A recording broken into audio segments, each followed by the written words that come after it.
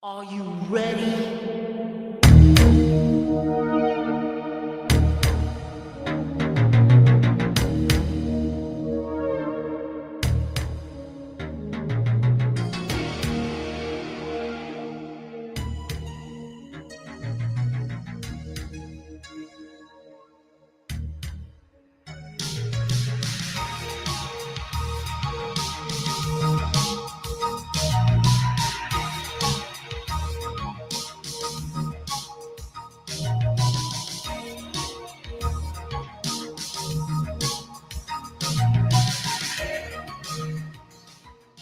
Take Three Wrestling Podcast. It is Thursday, September the 11th, 2024.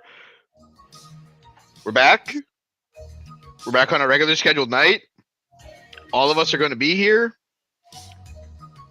And I somehow landed in the state of Florida after being on a plane for what feels like 3.5 billion years. Oh, sounds awful. So honestly, the plane ride itself necessarily wasn't the issue. It was landing back in Florida after our flight back from Nashville, where we're sitting at the terminal and we come off the plane and we're like, all right, we got to go to baggage claim to pick up our bags. And all of a sudden you hear boom and the whole thing loses power. The plane? The airport. Oh, the airport. I was like, Jesus. Make me not want to fly even more. I mean, that sounds terrible as well, but literally it was raining and thundering and lightning so long. Our bags, we had to wait an hour from the time we deboarded to get our bags. Brutal. Get wrecked, nerds. Yeah, that was all that was. That was the welcome to the first annual Get Wrecked Nerd Invitational. So yeah, that kind of sucked.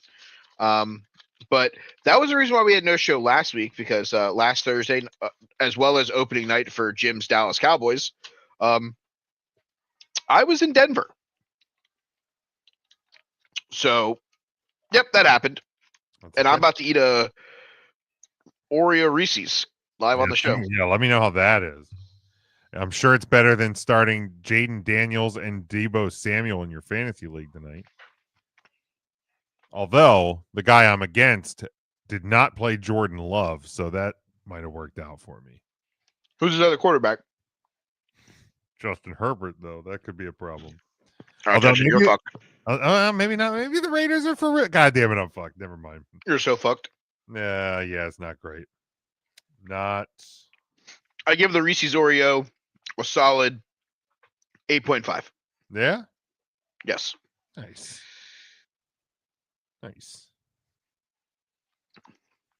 Solid chocolate. Yeah, I gotta look for those this weekend.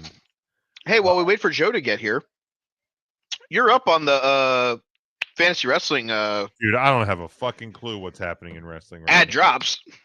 Is there even like any shows going on this weekend? The Triple Mania show is tomorrow, the same time as the AAA show, not Triple Mania, because it's Worlds Collide Las Vegas. Yeah. I already have Dominic Mysterio, who's wrestling in the main event. Okay. All right. Let me. But yeah, that show is tomorrow. I think it's at the exact same time as SmackDown too. I think it starts. Oh yeah, Dominic's definitely gonna win. Live on the Yube of Tubes. Let's see here. I will take.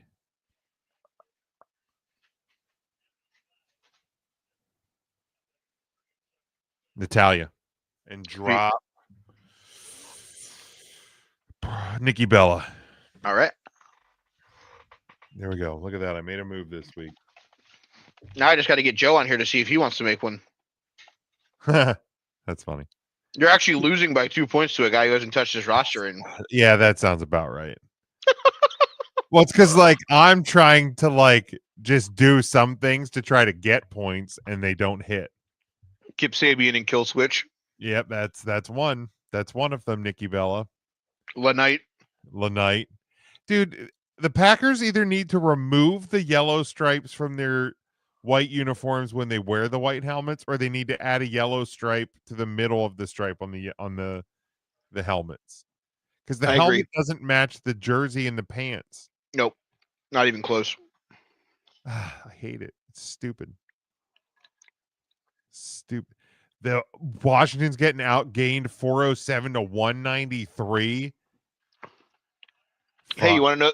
You want to know another fun stat? Since we're talking football, since I've been on Huddle Up, the Cincinnati Bengals beat the Cleveland Browns, accomplishing, I believe, 7 yards in the second half. Yeah, sounds about right, dude. My pick of the Commandos well, I think we all picked the Commandos to make the playoffs. I think we did too. I think we all thought that this was going to be a lot better 2 weeks in than what we've seen. we might get to like end of the first month to be like, all right, I'll let everybody repick who's going to be a wild card team in the NFC because it's not going to be the Commanders. No, because it took Uncle Rusty looking jankety to win that game last week. Yeah, sure did. Jackson Dart starts that game. Giants may have won that football game. They might have. Yeah, Washington. Jameis starts that game. The Giants win by 2 touchdowns. Yeah. Oh, yeah. That's the thing. The Giants should go to him next. They'll go to Dart 100%. because 100%. They'll go to Dart because they have to. They should go to Jameis though. Run, Debo, run. Run like somebody's chasing you. Oops. All right, so until Joe gets here, we actually dig into some of the actual topics. Yeah, because it's been like a month and a half since we actually like done a show. I feel like. Yeah. Wrestler of the month, because we didn't really talk about that. Oh yeah, that. Tony Stormstar currently leads the way. She's up by 3 points on the never seen 17 John Cena. Oba Femi, who had a great start to the year, is still sitting in third. Seth Rollins is fourth, and Adam Hangman Page is fifth. That's all I got. Oh, guess what? Austin Eckler, non-contact injury. Oh no, they just showed it on the TV too. Yeah, up. That's an Achilles right there. Here comes Bill Krosky Malore to be the starting running back of the. Oh wow, look, there's a Marcus Mariota sighting in Green Bay. Yeah, he's there. He's just standing on the sideline. Sorry. Oh no, he's getting up, but yep, his season's over. Oh yeah, that's an Achilles, bro. That or it's the knee. It's either one. I mean, he went to cut and just went bloop. Yeah, but I think it's like when you see a guy step, and he immediately grabbed the back of his leg. He knows what's up. All I saw was like the movement, and I was just like, "Ooh!" I was like, "Yeah, he's definitely going down." He knows his season's done. He knows his career's probably over. Well, yeah, he's not coming back from that. There's probably no way, right? I mean, I hate to derail this show anymore. We're only 8 minutes in, so it's not too bad. But with all the injuries he's had and stuff, like and this at his age, he ain't coming back from that. Wow, how did you get that open? Oh, Luke. It's a McCaffrey. Hey, Luke.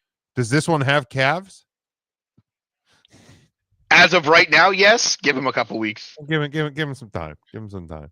I don't know. For a calf injury, it looked like he was running just fine against Seattle on Sunday. But yeah, dude, that's the thing with the Achilles. It's one of those injuries you know right away, and that face it because like an ACL or something, you're like maybe I just twisted it, but maybe the meniscus is. Because I saw it last year with now Daniels is limping a little bit. Mm-hmm. But when on that quarterback show or Hard Knocks, one of the two. Ooh. Oh yeah, dude, his ankle got all rolled up on. God damn it. That's what you want to see if you're a Washington fan down 17. That's what you want to see if you have Jayden Daniels in fantasy football in a game that doesn't mean shit. Yeah, really. But when then Kirk Cousins snapped his, like they go to the sideline. And basically they like feel the back of your leg and they're like, "Do you feel that?" And then he's like, "Nope. Yeah, you're good. You're done." Like if you can feel, you can't feel that. You're like if there's tension when you press the back of the ankle there, the Achilles is intact. If there's no tension, it's snapped. It's like a rubber band. It's just waving like 4th of July. But yeah, so we're obviously going to talk about AJ Lee's return here in a little bit, and kind of looking ahead towards the WrestlePalooza, which, by the way, I'm probably going to go watch that. And my did I tell you my local theater is starting to show WWE pay-per-views? My local movie theater is. Really? Yeah. So I checked it, $16 for a ticket. I'm like, I'm in, bro, because right now YouTube TV doesn't have the ESPN package. So I don't have it. So I either need to buy ESPN, find an illegal stream, or go to somebody's house. And now you're going to give me the option to go to a movie theater, grab some Pop-A-McCorn and a soda pop, and I can sit down and eat a bucket of popcorn and watch wrestling. I'm totally in, bro. I did that for a couple of AEW shows whenever they were showing them. Yeah, it sounds like a good time. I was like, I'd rather do that than pay fucking $60 for a Tony Khan Presents Wrestling. Right. But yeah, so the WWE is reportedly taking WrestleMania to Saudi Arabia. So there was a press release and Snapchat live video of a Saudi Arabian advisor making the announcement that WrestleMania, for the first time outside of America, is coming to the Kingdom of Saudi Arabia in 2027. Mike Johnson of PW Insider said that the press release was sent out accidentally before it's scheduled to be issued, but it's 100% legitimate. Fightful's Sean Ross Sapp said an announcement could come as soon as Friday, as TKO is promoting the Terrence Crawford versus Canelo Alvarez fight, which is sponsored by Riyadh Season. And then earlier today, Triple H tweeted that Friday at 3 p.m. Eastern Time, WWE will be making a, quote, huge announcement on WWE's YouTube channel, saying, quote, I told you we would change the game, and we are just getting started. So obviously you don't know until you know, but kind of feels like if there's smoke, there's fire sort of a situation.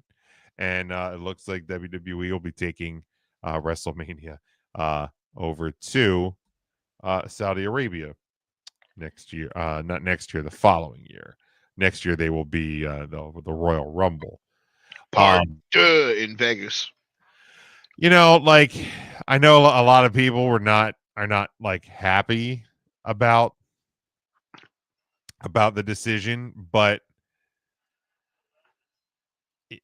here's where I'm at. It was bound to happen. Okay. The minute they started doing pay-per-views there, the minute they said we want our own titles, we want a big pay-per-view over there, the minute Royal Rumble was booked there, I think we've all said it. We're all smart enough. WrestleMania is going to end up there at some point. And then, of course, earlier this year, we were getting the rumor that they were going to do WrestleMania US and then WrestleMania Saudi in the same year. And to me, I'm like, no. If you're going to do it, just fucking do it. There's one WrestleMania, right? Because everybody fucking laughed and made jokes and thought it was so dumb that we had the Royal Rumble and the greatest Royal Rumble. So why would you do that with WrestleMania? You wouldn't. No. It's WrestleMania. Just if you're going to do it. Does it stink that the first international WrestleMania is not in London? Yes. Like, that's a bummer. It probably should have been in London at some point. But TKO, money talks. We're going to Saudi Arabia. You okay over there? I'm just trying to figure out, while down by 11, they're going for 2. Even if you get it, you're still down 9. It's still a 2-possession football game. Yeah, that's a good point. I guess it's just like we're going to practice for later because this game's fucking over. Oh, they got a free play out of it. You got 2 points out of it, but it's so, like I don't. I mean, I guess the thought there is, if you, because now you're down 9, you can touchdown, extra point, field goal to win as opposed to field goal to tie, I guess. All right, whatever you say there, Dan Quinn. There's some fucking. I looked over after Debo scored, and I see him doing this, and I'm like, what? There's some fucking college dork that told him the analytics of it makes the math sense. Don't math, and somebody believed him. Okay, so as for Saudi Arabia WrestleMania, yeah, I talked on the 3CT show tonight when we were talking about listener in the comments said biggest L of all time. If you were going to say that WrestleMania going to Saudi Arabia was the biggest L, you actually have to retrograde that. You have to go, them signing the deal with Saudi Arabia was the biggest L, because the minute they went into business with them, you knew that WrestleMania was going to end up there eventually. Whether it was year 1, year 3, year 5, year 10, didn't matter. WrestleMania was going to end up in Saudi Arabia at some point. Right. And if you don't believe that, then you're the problem, because when you go into a business with a place that's paying you umpteen bajillion fulfillion should have bought a Honda amount of money, and you don't have to worry about ticket sales to any event. Yep. That's a slam fucking dunk, boys. Every time. You know what? I'm surprised it took them this long to put WrestleMania over there. Not gonna lie to you. The fact that Vegas is getting back to back before Saudi Arabia got one, I'd have put all my money on it. I'd have put all my money on Saudi Arabia getting one before Vegas got a second one. 1000%. Yeah, them doing back to backs to me was more surprising. Yeah, and that's probably because hometown discount, because TKO's main headquarters, beautiful Las Vegas, Nevada, home of the UFC. You know, they probably either got paid a shit ton of money, or they're getting the buildings at probably as close to zero as humanly possible. Mm-hmm. You know, there's places that are probably willing to pay the staff to have the event. And I know that other cities bid on WrestleMania, but there's a difference when your main headquarters is based out of a certain city that you could go pump revenue into that could help them later down the road for future UFC, boxing, and other combat sport events. Right. Yeah. That was a business decision. Let me be very transparent about that. Now, that being said, the Saudi Arabia thing, if they would have come out and said this is the greatest WrestleMania, and then in end of April we're going to do WrestleMania US edition, I would have told them to go fuck themselves. Yeah. Because I think that is Joe's here. I'm going to add him to the studio. I just... What's up, girls? Saudi Arabia. Oh, hey. Hey, Saudi Arabia getting the WrestleMania show, not surprising. Ooh, this is gonna be spicy. The first 2 words I heard since I entered this show were Saudi Arabia. Well, sorry that you showed up 18 minutes in. You missed the fantasy football portion of the show. Damn. It's okay. I got here for the 9/11 part of the show, so we're good. Oh my god.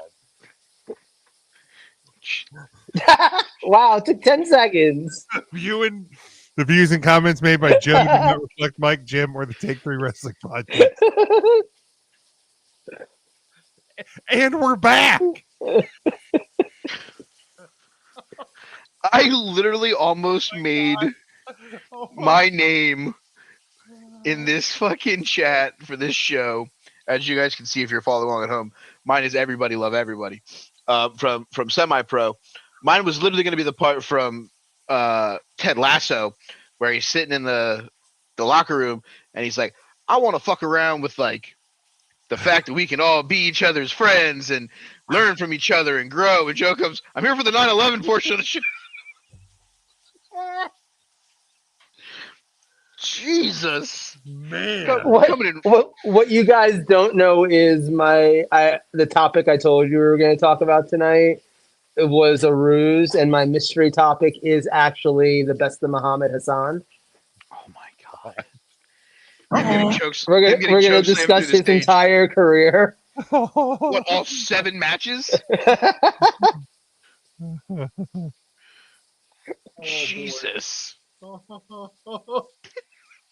right, guys. So this will be the final Take 3 wrestling. Yeah, we've been away for a month, and this is it. So thanks for playing along. Remember that? No, I'm not gonna finish the sentence. Yeah, Never mind. Please don't. Never mind. Wait, I'm gonna text it to you guys. You can live respond to this that I almost said out loud. Okay. Yeah, that's probably the better way to do this. I mean, I have counterpoints to all of what Joe just said. I mean, I do have Brock Bowers on my fantasy team. There is a OMG. They hit the second Bauer. Jeez, come on now. Wow.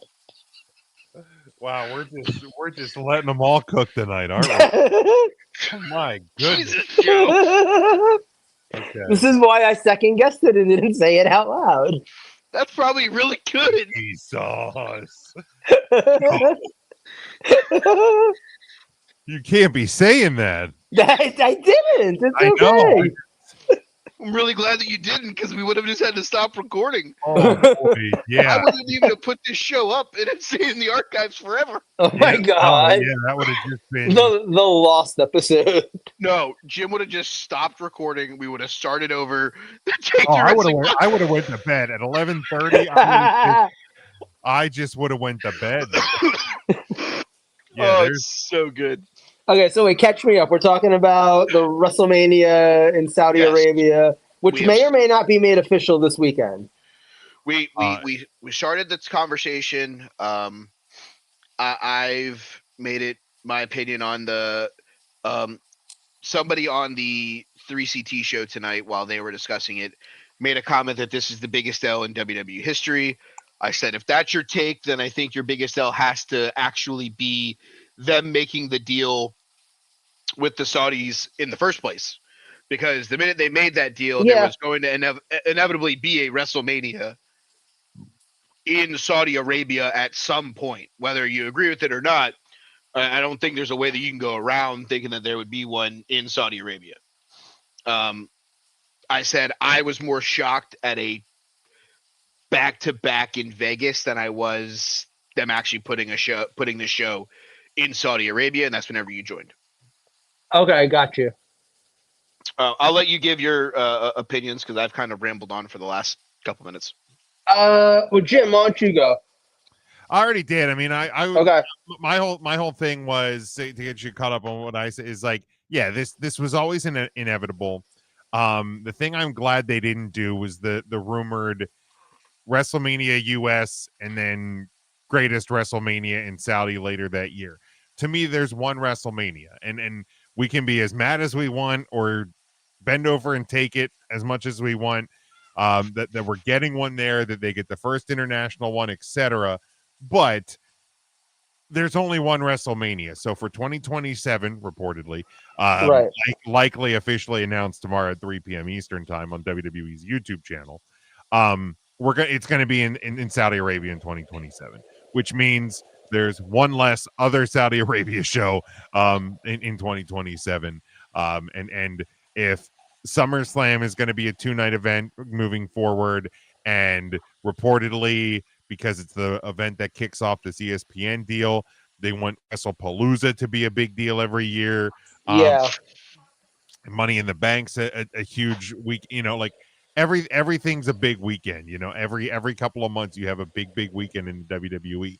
None of them are bigger than WrestleMania, but you're still gonna do big things throughout the year. So it's just it is what it is. Like we can't stop capitalism as wrestling fans. We just can't. So I guess for me, where I'm at on it is, number one, it doesn't really affect me. And I know that sounds very shallow and very self-centered, but if I'm being honest, if WrestleMania in 2027 were in Indianapolis, Indiana, I still had zero chance of probably going, just as if it's in Saudi Arabia. Because after spending what? How long did we do that shit for, Mike? Like 14 years? Like the better part of 13, 14 years going to WrestleManias and never having to spend more than like I think the most we ever spent in 1 year, not counting like the dual like the 2 night shows, but I think the most we ever spent in 1 year at one point was like almost $1,000 total, and we had fucking bomb ass seats. So like the idea of having to spend $1,500 just to get in the building in the nosebleeds already has me out on going to WrestleMania again anytime soon. Right. And the truth is, like, and I sent you guys that article in our group chat. The truth is, TKO's out here talking about how they're not charging enough for wrestling tickets right now. Right. That, they're looking to like make even more money off of these. We're being priced out. And you know what? Like, that is what it is. It's not going to make me stop watching WWE. But, and I saw a comment. I don't remember if I saw it on Reddit. I think that's where I picked up that article from.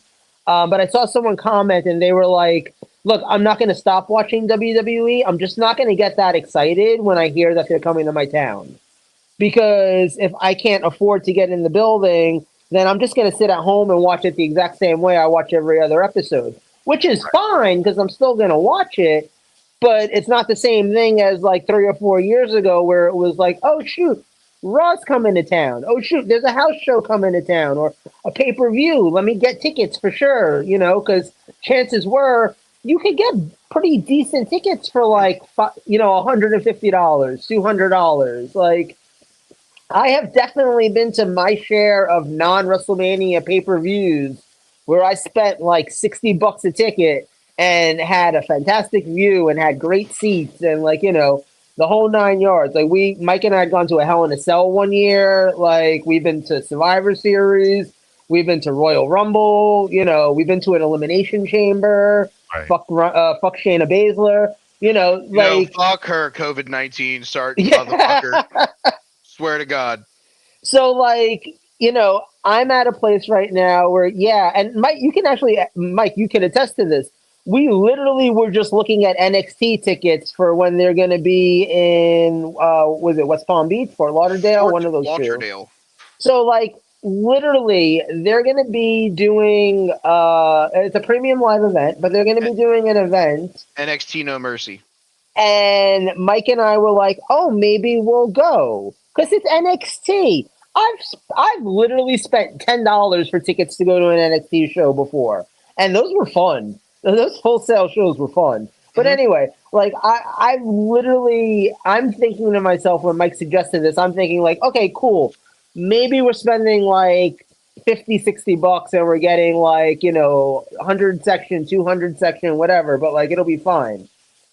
When Mike sent me the ticket prices to just get in the building, it was like, but this is NXT, right? Like, what am I missing here?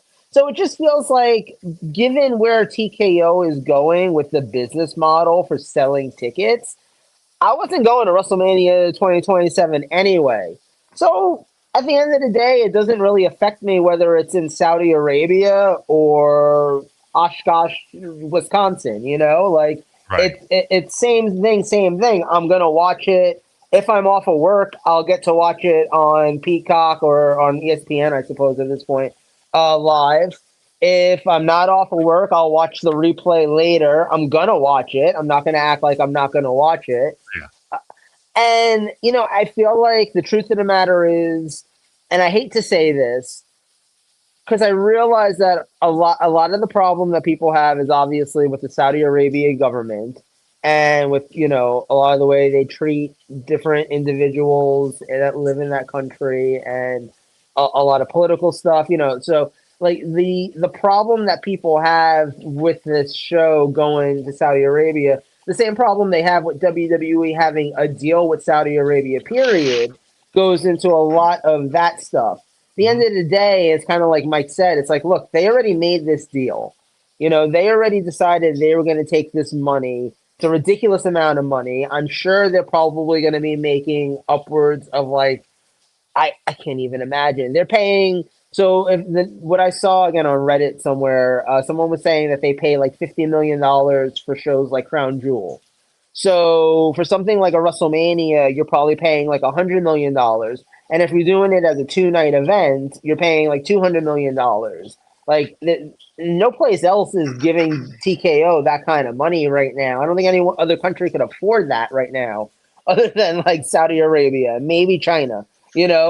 So at this point, like the fact that they already had this deal in place, yeah, it was kind of inevitable that they were going to end up doing these kinds of shows over there. And like, look, let's be honest. The Saudi Arabia shows have become pretty decent. The crowd tends to be pretty alive for it. It's not like the first couple of Saudi Arabia shows, the crowd clearly had no idea what was going on whatsoever and just kind of seemed like they were there because they were there. Right, exactly. The last couple of shows, I feel like the crowd has seemed a lot more like, oh no, we're into this. We like these people. We're fans of Roman Reigns. We're fans of, we're not fans of Seth Rollins, but it's because he's a bad guy. Like there seems to be a lot more involvement there. So it's not like I'm afraid that the shows aren't going to have hot crowds. It's WrestleMania, which means the cards are going to be epic anyway. Like chances are you're going to have some returns, you're going to have some surprises, you're going to have some celebrities. Like they're going to do the whole 9 yards, but they always do the whole 9 yards for WrestleMania. So like it fits, So in that way, like I don't have a problem with it any more than I have a problem with them having a deal with the Saudi Arabian government to begin with. And if we're being honest, like, look, I always say this because, like, look, I'm a gay man who occasionally will eat at Chick-fil-A. I understand that Chick-fil-A has a lot of negative things to say about my people, the homosexuals. Mm-hmm. And I understand that, they sometimes donate to organizations that are against us and all of that. I get all those things. At the end of the day, if you dive deep enough into the banking and the books of any major company out there, from Apple all the way down to McDonald's and everybody in between, you're going to find them giving money to something that you're probably not a fan of. Correct. And, yeah. And like, so unless I'm willing to sit here and stop using my iPhone, then I don't see how I get to judge WWE for wanting to take $200 million from the Saudi Arabian government because fuck it, why not? They're offering it. We might as well take it. Right. Yeah. And that's a point that I had made kind of about this deal from the jump is like, I'm not telling people that they have to like it, like I'm not telling people that, that this is a great, beautiful, wonderful, magical thing. But what I am saying is, like, if we are participators in capitalism, like at some point, unless you are going and buying all of your meat at a local butcher and all of your produce at a local produce stand, and you're getting all your milk from a local dairy, and you're buying your clothes from local artisans that are making shirts and pants and shoes, and you're getting and you're not on, you don't have the internet in your house, and you don't have a smartphone or a cell phone, you have a landline phone that you get through a local phone company, and you never go to a big box store, you never go to anything, like anything. And then the one bitch who sells tomatoes at the farmer's market turns out to be a Holocaust apologist or some shit. And right, something. Like at some point you're just totally fucked. Right. Like you at some point along the way are going to end up, quote unquote, compromising your morals. It's the sad reality of it, but it is. So at some point the people you're going to draw the line somewhere. For some people and you brought it up, I'm not going to Chick-fil-A anymore. For some people it's I'm not supporting the WWE anymore, and that's fine. Obviously it's everybody's choice. But for me it's like, here's the deal. Like, if I watch Monday Night Raw, it's put on by a company who's taking Saudi money. So watching Monday Night Raw is no different than watching the shows in Saudi Arabia. Like, if I miss the show in Saudi Arabia, it's not because I'm boycotting it. It's because I'm busy on a Friday afternoon or Saturday afternoon.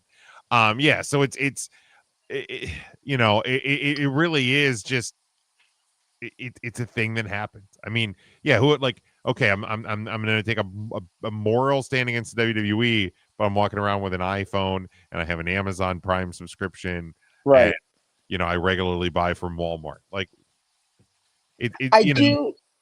So one thing that I think could be interesting with this, though, and related a little bit to what you were saying before, I do sort of think that by this WrestleMania in 2027 not being in the United States anywhere, and with WWE doing more and more of the B show pay-per-views as like international events, it could be the thing that helps establish some of these other shows to that WrestleMania level in 2027. Because, like, I will say, like, I remember before when you were talking about this, you had said, like, look, WrestleMania is always going to be WrestleMania. It's always going to be the top one above everything else. I think TKO is actually trying to build it to a point where WrestleMania is not the top thing above everything else, but WrestleMania is one of 5 things that are considered the top thing, that are like all equal landing. I think they want to get it to the point. That's the reason why you're getting 2-night SummerSlams at NFL stadiums. That's the reason why they want WrestlePalooza to become a thing. And if that does succeed, how far, like, it's a brand that they could turn into. And I was almost made my topic this, but I felt like we could just work that in when we're talking about WrestlePalooza. But it's like, how do they get it to the point where it's like a next SummerSlam or a next WrestleMania? Like, is it going to take a few years? Is it going to take a couple of constant, really big cards? Are they going to have to make it a 2-night event? Like, are there, like, what things are they going to have to do to push it there? Because I feel like there are things that they could do to make it happen. But, like, yeah, the more that they're spending time trying to establish these other weekends throughout the year that are taking place because that's the thing, like, WrestleMania always felt like the biggest of all the events of the year, because for the longest time, it was also the only one that took place in an NFL stadium. For the longest time, for a couple of years now, it's the only one that got 2 nights, like, there were things to make it stand out from the rest of the pack that they are now starting to give to SummerSlam, that they're starting to give to possibly Royal Rumble at some point, that they're going to possibly do to other shows. So I do think that TKO, from the outside looking in, it feels like TKO is actually trying to get it so that WrestleMania isn't the granddaddy of them all. It's one of 5 granddaddies. That'll never work. It'll never work because of one very prominent reason. The fans. The fans will always be the ones that drive WrestleMania to be the showcase of the Immortals, the biggest show of the year, everything else. When Vince McMahon was still in charge before TKO took over, he was already working SummerSlam into major arenas, and it was already moving into the let's put the Royal Rumble in baseball stadiums and things like that. We were already moving to bigger venues for these events, and that's because ticket demands became so much that your big shows had to be in bigger arenas to fill that gap, because you couldn't put the Royal Rumble at where the Indiana Pacers play and charge $400 a ticket and sell it out, when you could go across the street to the Oil, charge $300 a ticket, give them $100 break, and add 30,000 more seats. I don't think there is a way that you downsize WrestleMania and don't make it the showcase of the Immortals. I think there are ways that you can bring SummerSlam, Royal Rumble, WrestlePalooza if you want to, Survivor Series, and Money in the Bank to the doorstep of the importance of a WrestleMania. I think that's a possibility. But I still think the wrestling fan will tell you it's WrestleMania and then it's everything else. You can tell me what you want the order of importance to be. WrestleMania will always be the one. It is the Super Bowl. It'll always be the Super Bowl. I mean, the NFL will tell you that they want the AFC and NFC title games to be just as important. They want just as many people to watch it. But the Super Bowl is still the Super Bowl. Yeah. I mean, let's look at the UFC cards. You don't have to put on the greatest show of all time when you go to Brazil. You want to know why? Because the Brazilians love their mixed martial arts. So maybe you don't have to go out and wheel out the best card of all time. You have avid fight fans in Las Vegas, so maybe you don't have to put out the A1 Mecca card. But you're going to Madison Square Garden and your ticket sales are kind of bad. Oh, look, here's a Conor McGregor fight. The business models that these companies are going to use moving forward is going to be, where can we make the most money? A 2-night SummerSlam is going to make them more money. 2-night WrestleMania makes them more money. WrestleMania in Saudi Arabia, where they don't have to worry about ticket prices because they're going to fucking get $50 million just for walking to the jet bridge. Don't care. Put it there. Who gives a shit? Their thought process at this point, dollars. Yeah. It's business, and that's what it is. I don't think that there's a way that you can make WrestlePalooza the 5th most important show. You want to know why? Because the first WrestlePalooza will always have one thing attached to it that no other WrestlePalooza will have.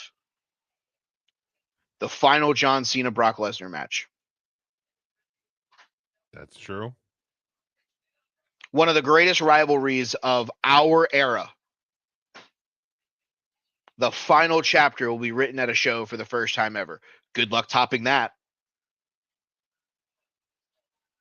Yeah. Yeah, but to be fair, they could have said the same thing after WrestleMania 3. Like, you got Hogan versus Andre. Good luck topping that. And we've topped it. I don't know if we've topped it, but they've definitely at least done it again another like 30. That wasn't even the best match on that show. No, it wasn't. But hold on. You mentioned WrestleMania 3. There was already 2 before it. WrestlePalooza 1 will have the final Brock Lesnar John Cena match. There is no like, hey, we had 2 good shows and now we're gonna have a great show and then hopefully we're okay for the next 5 years afterwards. Like, if this John Cena Brock Lesnar match is as good as the ones they've had in the past or better, I don't know that you can tell me that a random show in the middle of September in between SummerSlam and Survivor Series, which you already do a piss poor job at building anyways, you just rely on War Games now. I'm supposed to believe that show's really that important when you're going up against college football and the National Football League potentially? No. Okay, wait. So, not to change the topic, but I just looked up the card from the first ever WrestlePalooza when ECW was doing it, which was back in 1995. Do you want to hear the card? Taz versus Sabu. No, this is 1995, the very first one. Oh, Eddie Guerrero versus Dean Malenko? No, here, let me give you the card, okay? And it's actually, I think it's not that bad. First match was JT Smith against Hack Myers, which is whatever, ECW. Second match, 1 minute and 23 seconds, Val Puccio against Tony Stetson. That was whatever, okay? Now we're going to get into the meat and potatoes. 3 more matches on the show, okay? 8-man tag match. You ready for this one? It's Tommy Dreamer, Cactus Jack, and the Pitbulls, Pitbull 1 and Pitbull 2, taking on Raven's Nest of Raven, Stevie Richards, and can you guess the last 2 members? Kamala Wanalea and the Blue Meanie. No. 2 two Dudleys, Big Dick Dudley and Dudley Dudley. So not even like prime Dudleys, but whatever. This thing sucks. You could have told me if it was Dances with Dudley, but yeah, I'm out.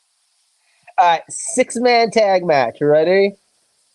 You got Too Cold Scorpio, Cactus Jack pulling double duty, and Dean Malenko. And they're taking on Eddie Guerrero, and you will never guess his tag team partners. The Eliminators. Nope. The Gangstas. Nope. The other two members of the Dudley Boys. Nope. They were in ECW for a cup of coffee. Public Enemy. No, those guys were around for a while. It's the Steiner brothers. Yeah, I'm out. That doesn't work for me, brother. That show sounds god awful. Last two matches. All right. Singapore Cane match. You're never gonna guess who's in this one. It's the Sandman and someone. It's Sandman and Mikey Whipwreck. And in your main event, in a stretcher match, 911 versus. No, tag team match. Oh my god! Good lord! It is the Public Enemy taking on The Nasty Boys. A little darker. The Eliminators. No, the Gangstas. The Gangsters. There you go. Which guarantees the theme song played like for 18 minutes during that match. I would rather watch the 6-man tag match that's going to happen at Scotiabank Arena in 9 days between the Gates of Agony and He's Still a Dick and the Hurt Syndicate than any other thing on that show. That show sounds awful. I wonder if it's on Peacock. I kind of want to look for it. Thing sucks. I was going to say, I think I'd rather watch, hold on, what's the worst match on that WrestlePalooza card so far? I would rather watch the Usos versus the Bronsons. I'm excited for that match. Blindfold match where the losing team actually is the first team to fall out of the ring than anything that was on that WrestlePalooza show that you just mentioned. Oh my god. I'm out. That show sounded awful. Yeah, it's rough. Yeah, I mean the card's shaping up to actually be pretty good for it. I think the thing for me is this, and I don't get me wrong. I agree and tend to side with you, Mike, that it's like wrestling fans will still always view WrestleMania as the big one, the top priority, because that's what we know. But the TKO is going to try to make everything feel WrestleMania-ish. Yes. It's the NFL taking a opening week game to Brazil. It's the NFL going to London. They're giving other places the Super Bowl city treatment in week 1, in week 6, 7, 8. Like, now, obviously, with the Saudi deal, they're giving the WrestleMania treatment they're actually giving WrestleMania to Saudi Arabia, but they're going to be giving the WrestleMania treatment to Toronto for WrestlePalooza that year, and they're going to give the WrestleMania treatment to Arizona for the Survivor Series, and they're going to give the WrestleMania treatment to Minnesota for SummerSlam, and they're going to give the WrestleMania treatment to Miami for Money in the Bank. Like, it's not going to be WrestleMania. It will never be WrestleMania, but they're going to, like, their TKO is going to create this environment because, and it's that thing that came out today where was it the Shapiro, the TKO CEO was like, yeah, Vince McMahon priced tickets so families could afford to go. That's not what we do.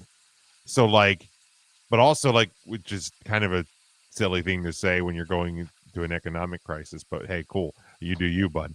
But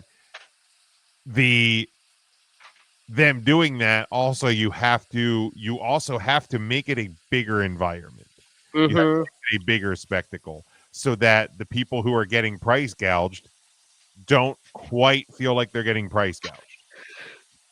Like, so it's this weird catch-22, but like TKO, and we said it on 3 Count tonight.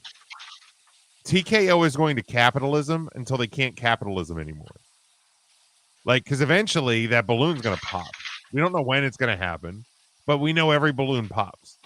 So at some point along the way, they're going to run out of the ability to really wring every last little penny out of people's pockets.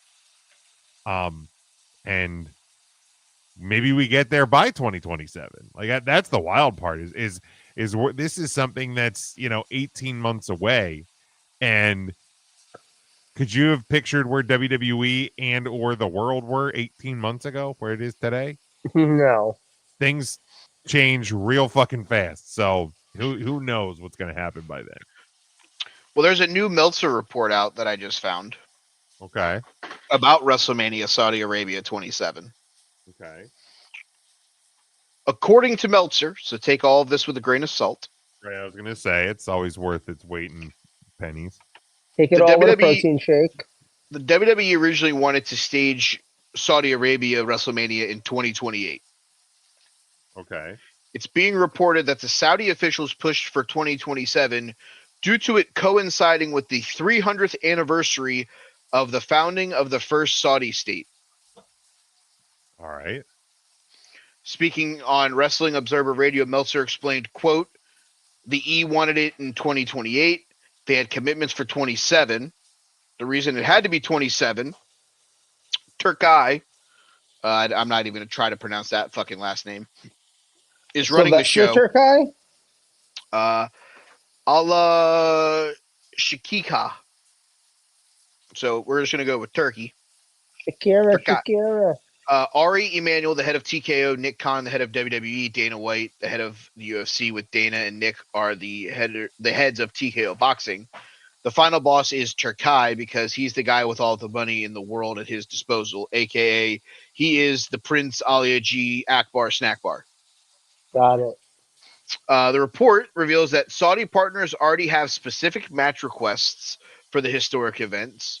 Meltzer noted, quote, even though it's a couple of years, I don't know if they're going to be able to get them, but they're going to spend a lot of money to get what they want, obviously. We're talking about anyone coming out of retirement that wants to come out of retirement of big name value will be able to get a lot of money for this show. That's what they want. So when we get The Undertaker versus Shawn Michaels 3, and it's a 35-minute clunker, and we all go, why me? Because they both got paid. Mm-hmm. Can't wait to see Goldberg versus Brock Lesnar again. Goldberg versus Bret Hart. Let's go. The Taker Michaels match will be my bathroom break. Dude, if you're in the bathroom for that long. I was going to say, what did you eat? Oh, I could take a nap. Buddy, just take a nap on the couch then. Don't sit on the toilet and take a nap. That's cut off some circulation that way. So wait. Let's real talk this for a second. Other than Undertaker, Shawn Michaels, who else could they possibly actually get out of retirement? I guess John Cena by that point. But I think when Cena's done, Cena's done. I think he's the man of his word, but I could see. I think $100 million is $100 million. I think $100 million to film a movie and not have to take a fucking plane ride to Saudi Arabia could be just as enticing. Possibly, but who else is there? Stone Cold, The Rock, Mayor of Knox County, Glenn Jacobs. Oh God, heaven. Brock Lesnar, Bill Goldberg. Booker T could probably come out of retirement for a match if they're willing to pay anyone. Kevin Nash probably could come out and hit someone with a big boot and blow out his quad. Whoa. I mean, when you do a Legends night and an actual night, because then I can just not watch the first night because it's going to be the drizzling shits. The first, if they do that, night one might as well just be called Slamboree because I'm pretty sure that's the way that show originally started. WrestleMania Night 1, the gimmick battle royal. It takes them all 45 minutes to get to the ring. Oh my God! What if? Okay, just hear me out here. Hear me out here. Braun Strowman. Wait. Hear me out here. One name that they could get out of retirement that might actually be intriguing, okay? Mark Marrow. No. Sting. No shot. I was going to say, if you were about to say Buff Bagwell, I'm leaving this show. No. Oh my God. Although I hear Lex Luger is walking again, so maybe Lex Luger.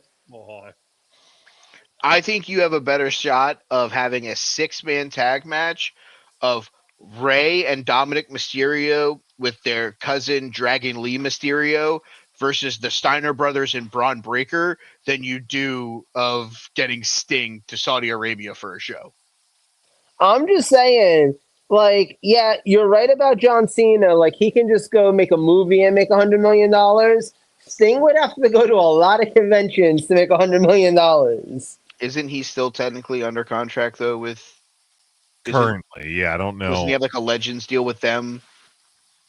I'm on. Maybe not by 2027 though.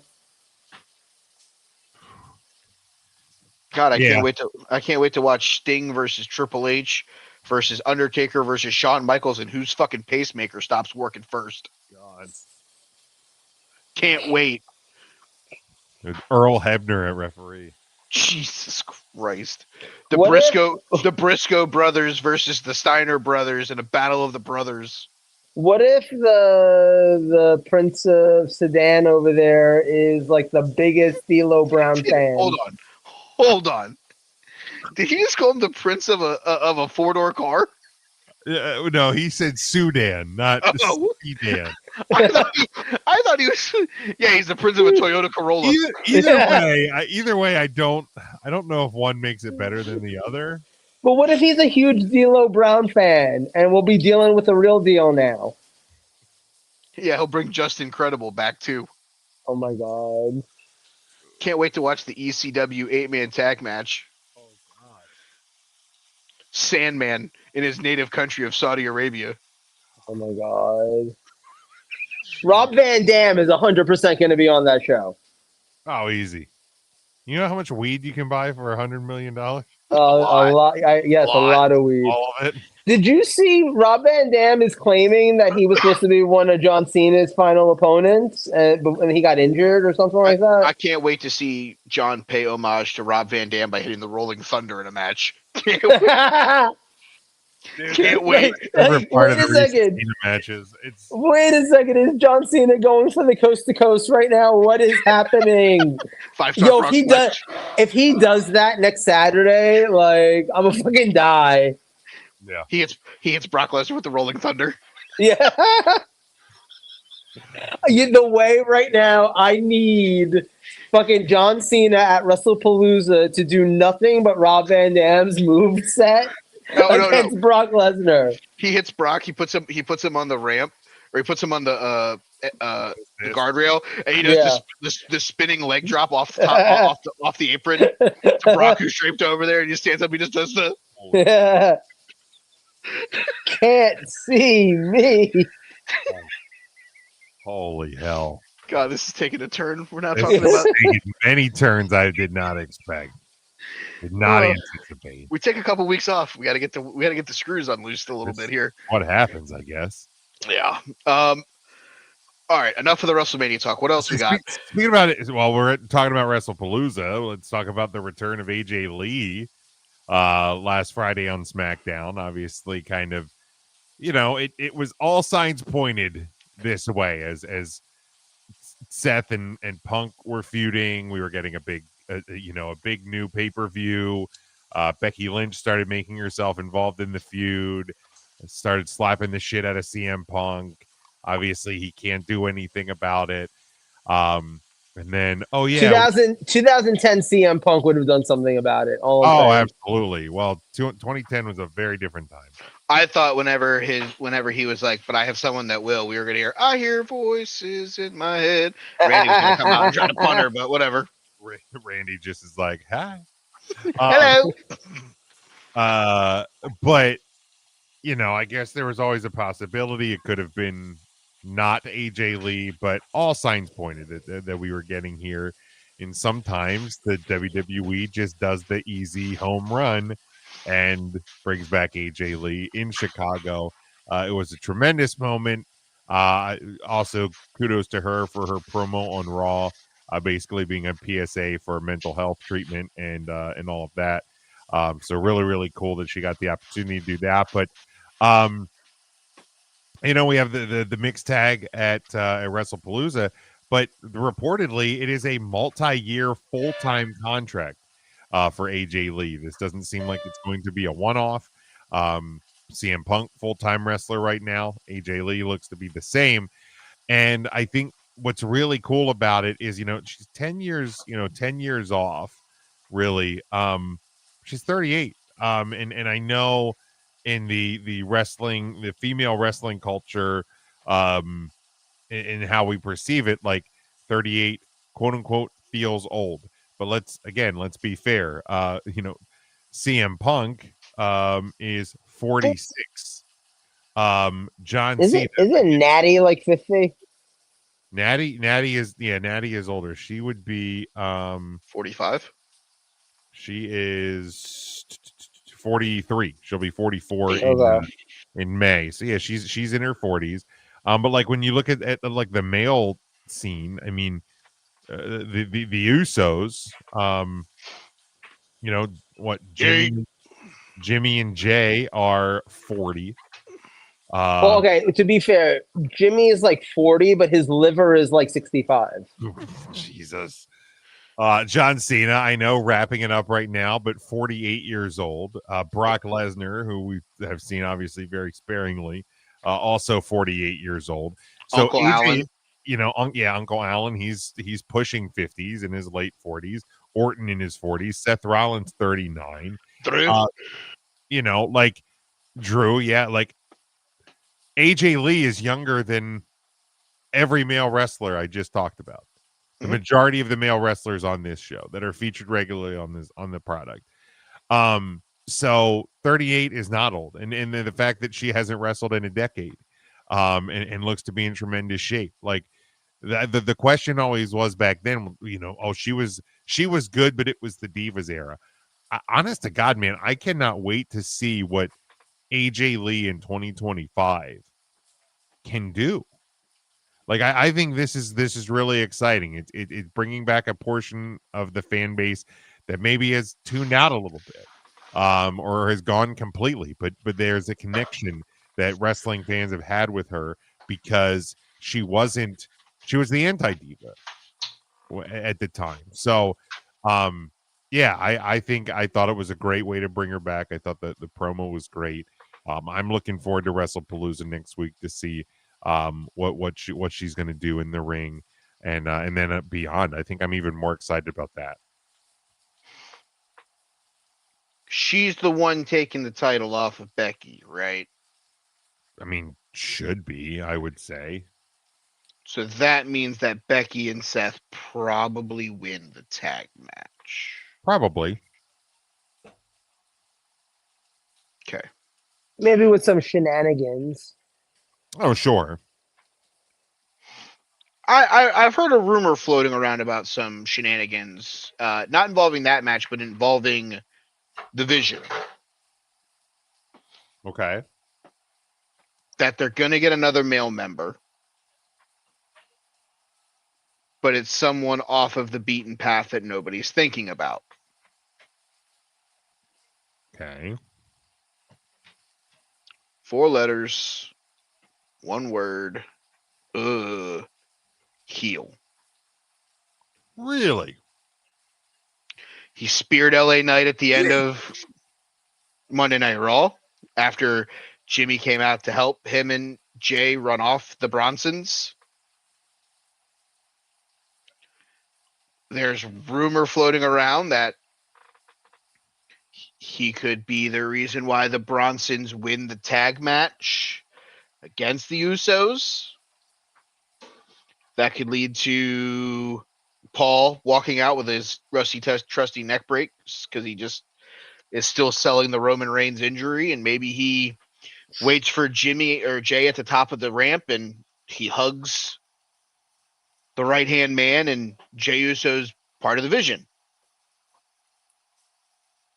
Now, If that's the case, I'd be interested to see what the next chapter is, because obviously I think that it's the Vision versus somebody at Game Wars. Okay. Could Jay be the red herring? Could to be. get to set up the Roman Seth stuff at part 2.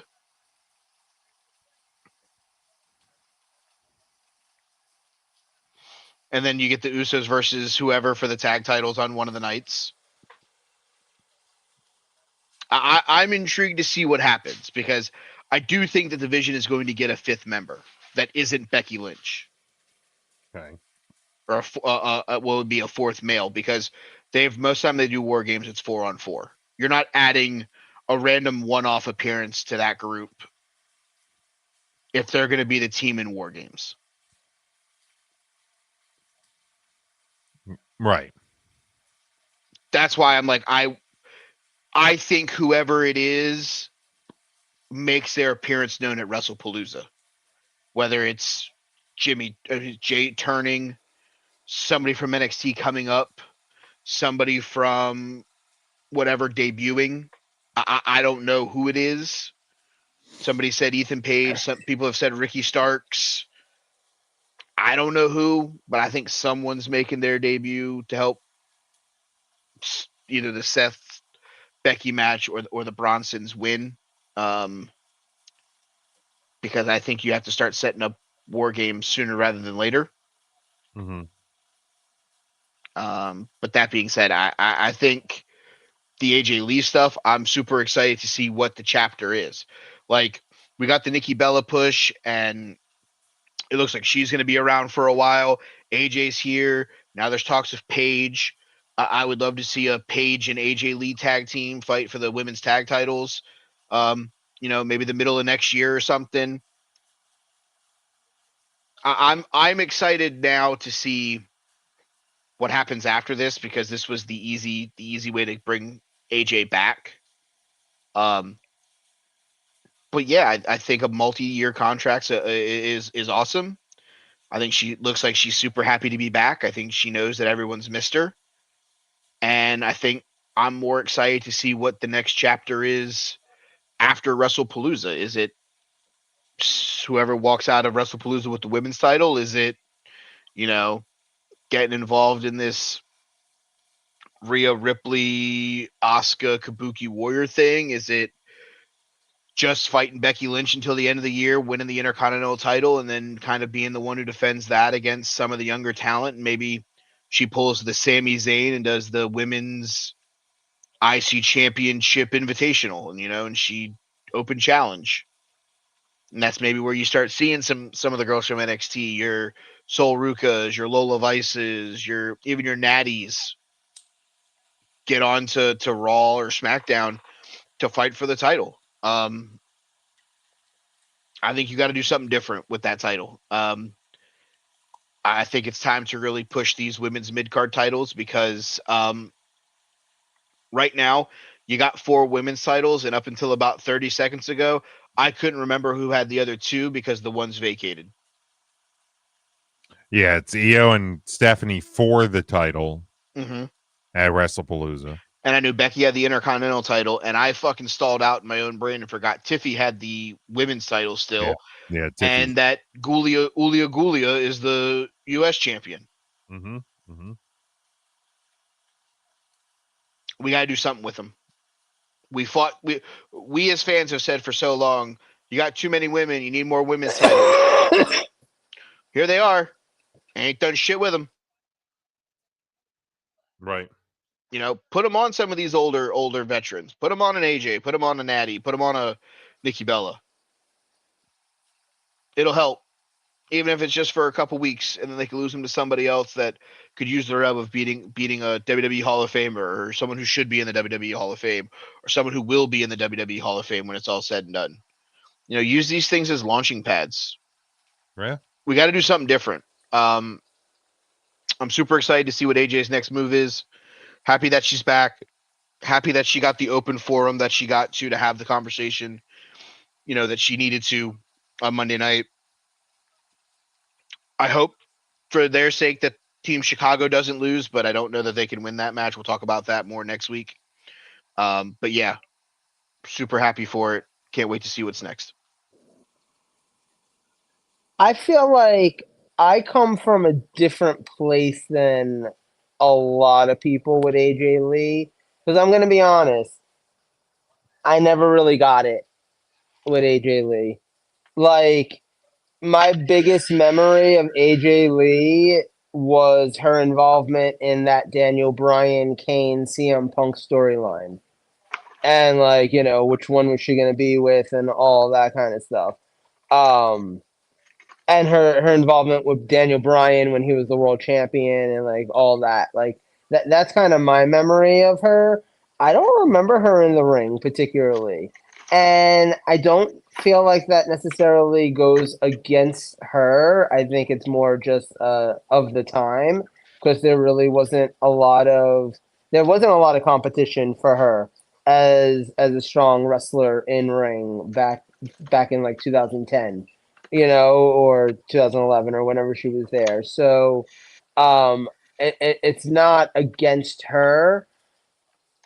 But for the longest time, I've always heard a lot of people talk as if she was like, you know, one of the greatest women's wrestlers of all time. And I feel like you guys might feel that way.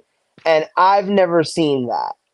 Now, I will say, though, I would love to see it. I'm open to seeing it, you know, and I can definitely tell that there are a lot of female wrestlers, a lot of younger female wrestlers who clearly were inspired by AJ Lee.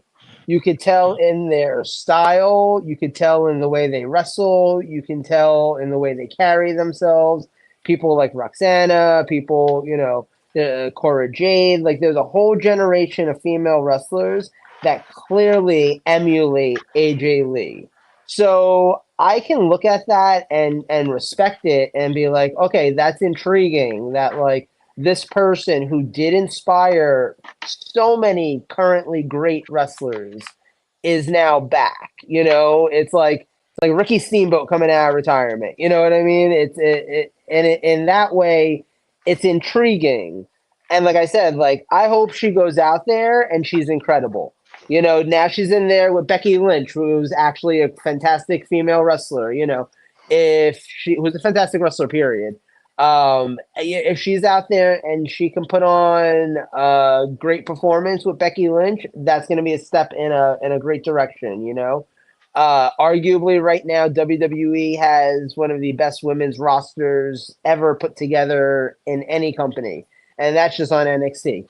You know, like and like the Raw women's division is also kind of crazy ridiculous. You know, they should share with SmackDown. We should get a little balance. So like AJ Lee coming in and being part of that, like it definitely could be right time. You know, she was very far ahead of her time. I think her time could be now. And she could be in the right place, honestly. So, like, I hope it goes that way. But like I said, I'm going in not like I'm not the person that's super duper excited about her return because she never did anything for me in the past.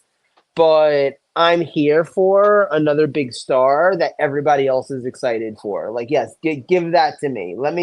I love seeing an excited wrestling community.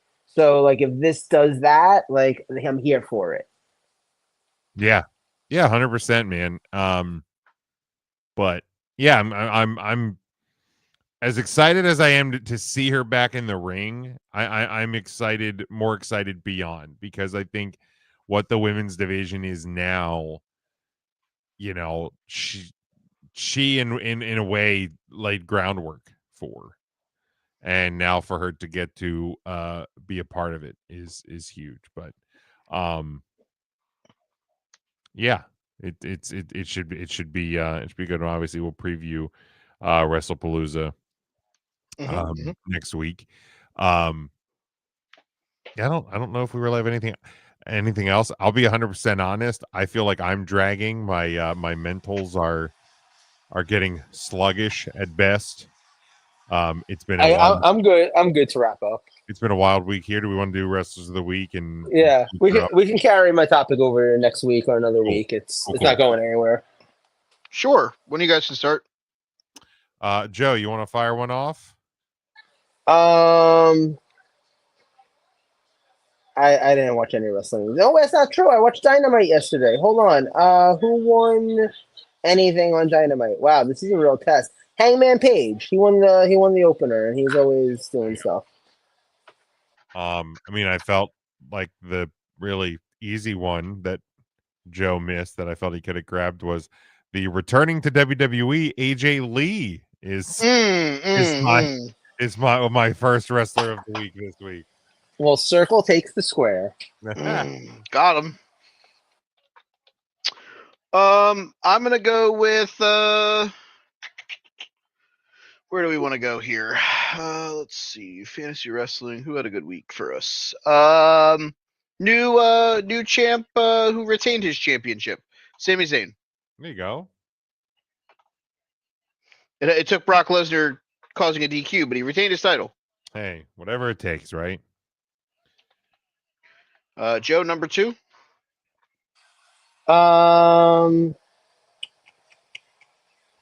Let me get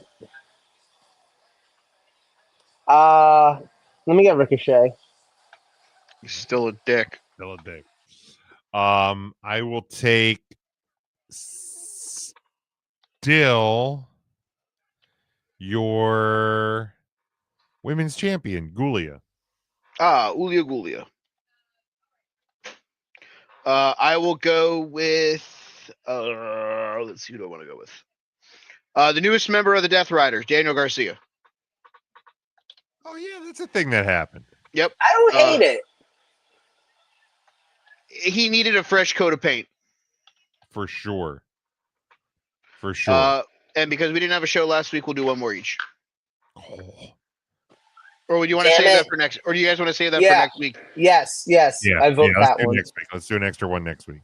All right. Well, real quick before we wrap the show, because we have to do this, there is a pay-per-view PLE live stream on the YouTubes tomorrow. It is AAA WWE Worlds Collide. Rapid fire. 6 matches. First up, 8-man tag match. Lince Dorado, if he shows up. The LWO with Cruz del Toro and Joaquin Wilde. And Mini Abismo Negro versus La Parca, Mascarita Sagata, Nino Hamburger Garcia, and Octagon Jr. La Parca. Team LWO. They have a team that's got a mini on it. I'm taking Team LWO. For the AAA Latin American Heavyweight Championship, it is a fatal 4-way match. The current champion, El Hijo de Dr. Wagner Jr., will take on Ethan Page, Dragon Lee, and Giant Head JD McDonough.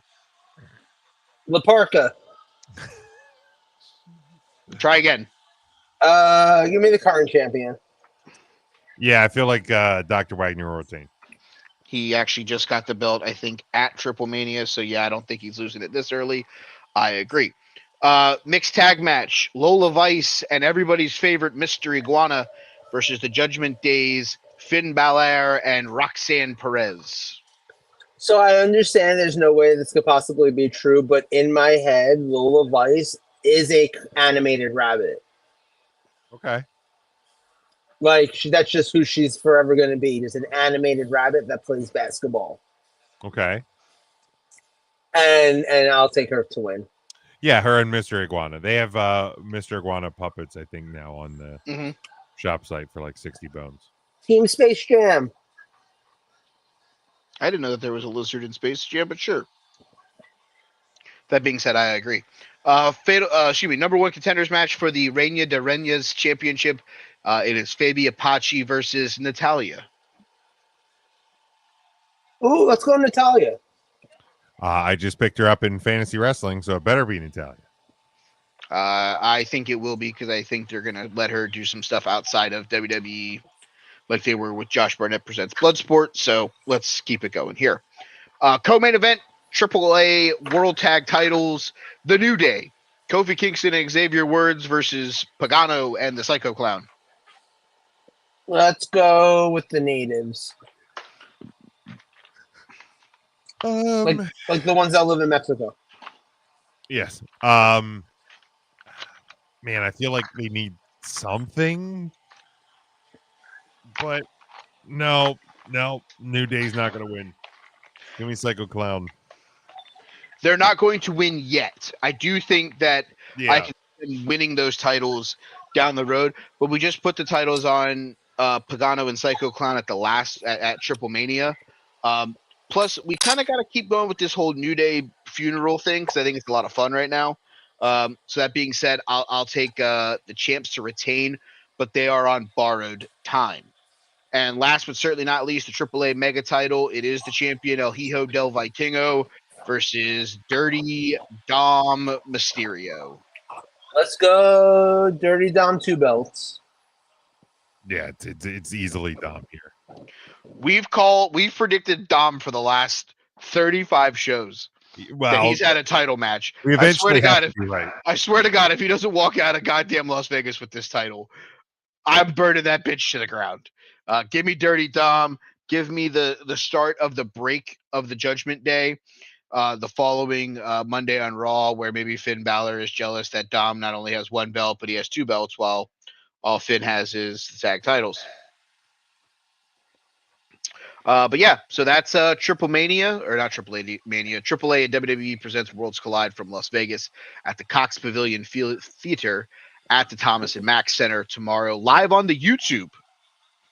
Not on the cock, live on the YouTube. I don't know the start time, so keep an eye out on that on social media as the day progresses. Joe, anything you want to plug before we leave? Joe Movie Podcast. Just go check it out. Excellent. They don't call him the greatest color man in the business for nothing, folks. You can get me at Big Jim Sports on Twitter and Blue Sky. Hit the link tree there. 3CT. Great show tonight. And we have a really fun one coming up on Tuesday. Huddle Up Podcast is back on a weekly basis. So check us out over there on all of our socials. Follow the show at Take the Number 3 Wrestling. You can follow me at They Call Me Burn. Bringing back Sunny Days and Double Plays, a Palm Beach Baseball podcast, as our baseball league starts in about 2 weeks. So we'll be wrapping that back up. Bye, Joe. Otherwise, for Jim, I pray to God we're not as crazy and senile as we were tonight, next week, as we preview WrestlePalooza, as we preview All Out, as we talk about what's next for the landscape of professional wrestling. Until then, we will see you guys very soon, right here on the Take 3 Wrestling Podcast.